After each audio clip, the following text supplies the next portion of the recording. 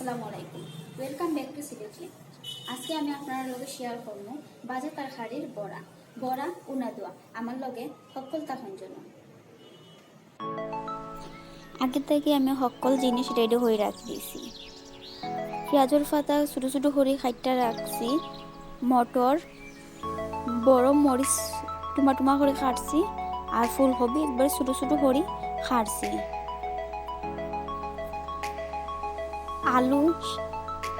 আলু কুটি কুটি করে টুমা টুমা করছি, টমেটো কুটি কুটি করে টুমা টুমা করছি, পেঁয়াজ চিকন চিকন করে কাটটা রাখছি, আর মাংস দইয়া রাখছি। মাংস ফিসা লাগবো, মটর আর পেঁয়াজ লাল হওয়ার পরে মটর দিলাইছি। বড়া থাকি মটর ফিসকিয়া বাড়ি দিব, কথার লাগি মটর একটু গালরাম।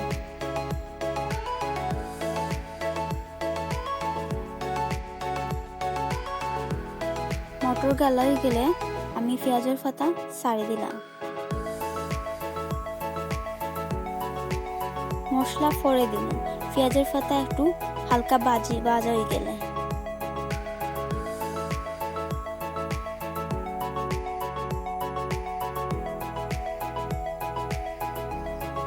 আমি একটা একটা করে মশলা দিলাম। ধনিয়া গুঁড়া, মরিচ, অলইদ মাপ মতো, হলদি মরিচ অলইদ যা লাগে মশলা দিলাম মাপ মতো। বড় মরিচ টুকরা টুকরা করা আর ফুলকপি ছোটো ছোটো করে টুকরা করা ওগুন দিলাইলাম। আলু এখন একটু লাড়া দিব, লাড়া দিয়া একটু পানি দিব, পানি দিয়ে গুঁড়া রাখি দিব।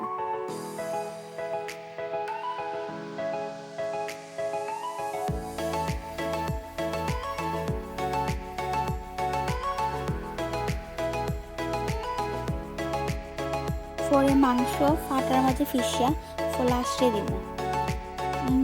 নুন দিতে ভুলে গেছিলাম, ওখানে নুনটা দিলাম। নুনটা আগে দিলে ভালো।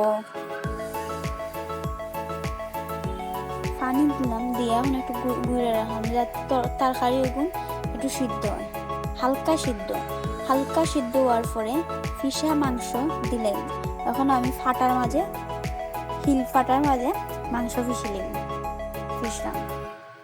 মাংস যদি টুমা টুমা হইয়া দিই তাহলে টুমা টুমা রইব, ওখানে ফিসা দিলাম যাতে নিরক হইয়া থাকে, সবজির লগে মিক্স হয়। এখন মাংস হালকা উনা হওয়ার পরে মাংসটা দিলাম। মাংসটা তাড়াতাড়ি করে লাড়া দেওয়ার দরকার, কারণ মাংসটা সে চাক্কা হয়ে দিব। পরে বইদা ফইল্লা দিব, ফইল্লা অক আর খাইটা বা মাখাইয়া বইদা উপরে দিলেইবা।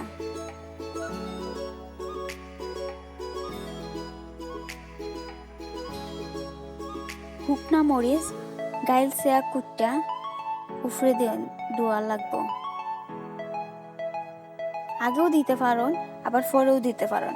আমি পরে দিলাম গাইল সেয়া কুটটা বাজ্যা বইদা ফইল্লা আমি দিলাইলাম, ফইল্লা উপরে দিলাইলাম।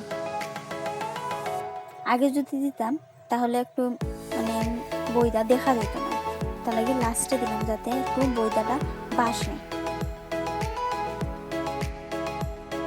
আর রুটি আমি আগে বইলা রাখি দিয়েছি যাতে সুবিধা হয় আর একটু সময় বাঁচে।